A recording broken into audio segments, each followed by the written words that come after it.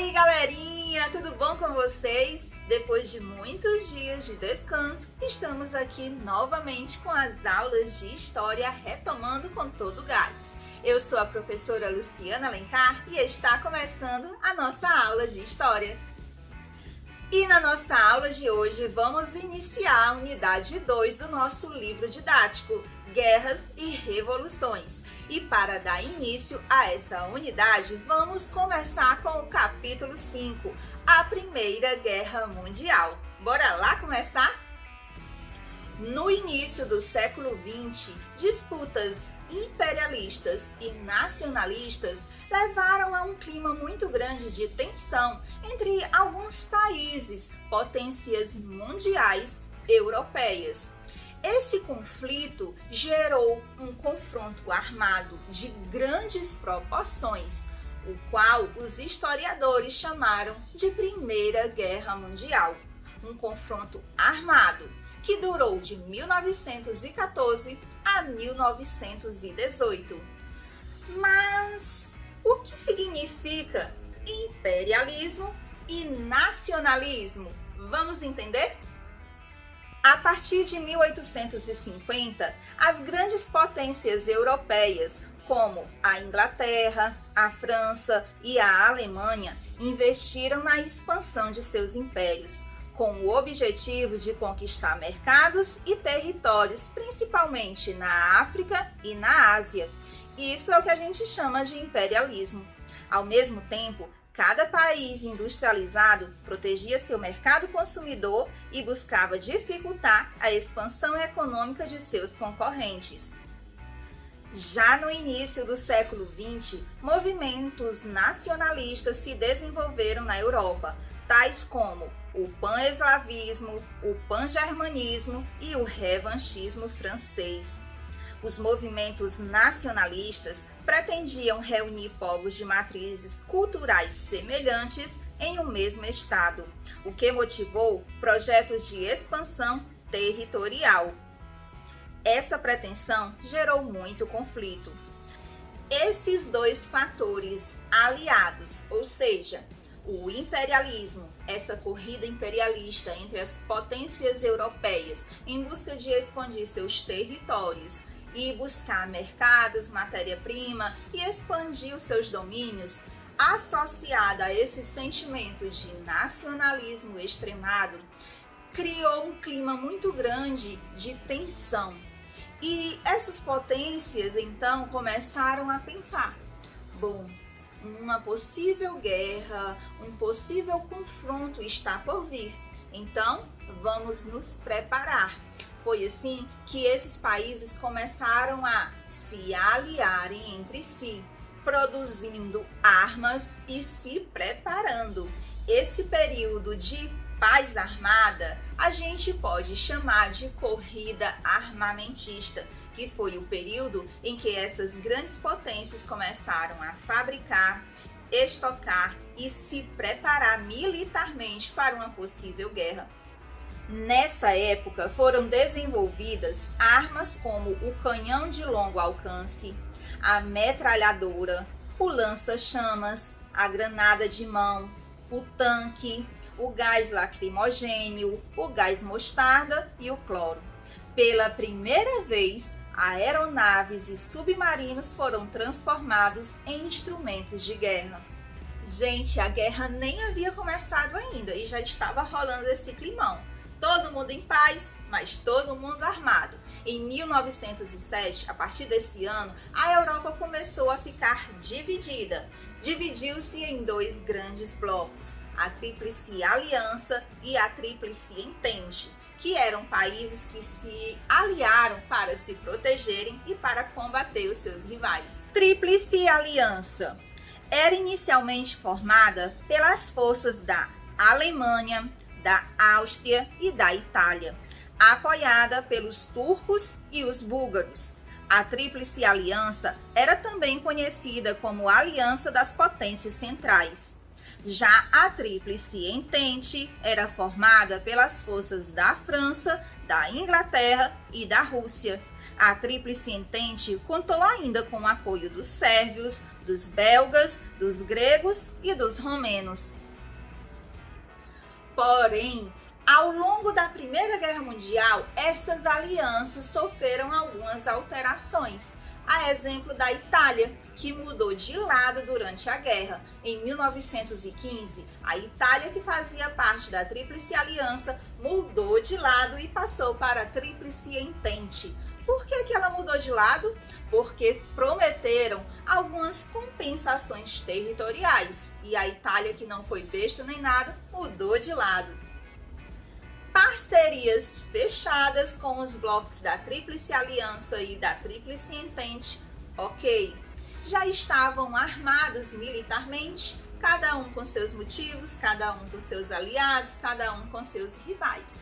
Mas a guerra teve o seu estopim mesmo de fato no dia 28 de junho do ano de 1914, com o assassinato do herdeiro do trono austríaco, Francisco Ferdinando, na cidade de Sarajevo.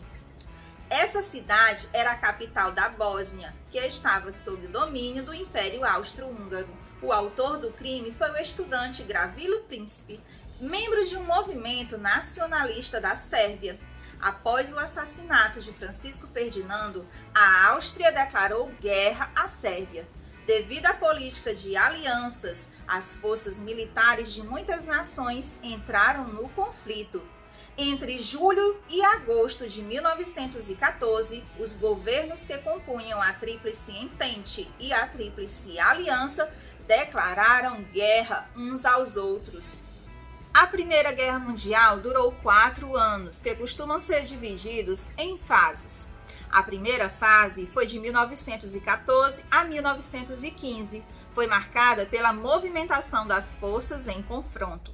Já a segunda fase, que foi de 1915 a 1917, foi marcada por uma guerra de trincheiras. Na fronteira entre Bélgica, França e Alemanha, formaram-se linhas de ataques e defesa, com trincheiras. Já na terceira fase, que foi de 1917 a 1918, foi marcada pela entrada dos Estados Unidos no confronto e pela saída da Rússia devido à Revolução de 1917. E o Brasil, hein, gente? Onde é que o Brasil estava nessa história toda? Vamos entender? A Marinha Alemã, utilizando submarinos, afundou alguns navios estrangeiros, alegando que essas embarcações levavam armas e alimentos para os seus inimigos. Isso ocorreu, por exemplo, com os navios estadunidenses Lusitânia e Arábia, e com o navio brasileiro Paraná. O episódio e outras razões levaram o governo brasileiro a declarar guerra à Alemanha. Em cooperação com os ingleses, os brasileiros patrulharam o Atlântico Sul e enviaram médicos e aviadores à Europa. Devemos ainda destacar a importância e o papel da mulher durante a Primeira Guerra Mundial. Ora, por quê? Porque com os homens no campo de batalha, foram as mulheres que ocuparam o espaço no mercado de trabalho, nas fábricas. Os países que estavam em conflito passaram a voltar a sua produção industrial para a fabricação de armas, de munição, de transporte, e foram as mulheres que ocuparam esse espaço nas fábricas. E mesmo depois que a guerra terminou, elas continuaram a lutar pelos seus direitos e pelo seu espaço.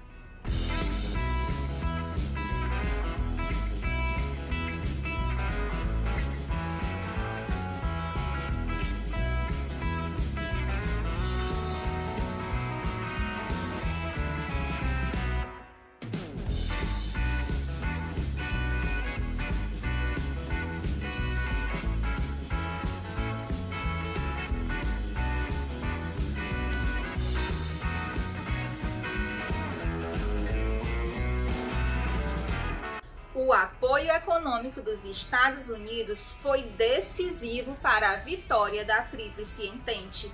A partir de 1918, Os alemães ficaram isolados em suas fronteiras, sem condições de sustentar os combates.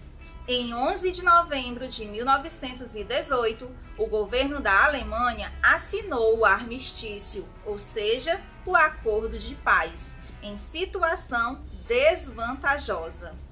Ao final da Primeira Guerra Mundial, cenas de destruição formavam a paisagem de diversos lugares da Europa.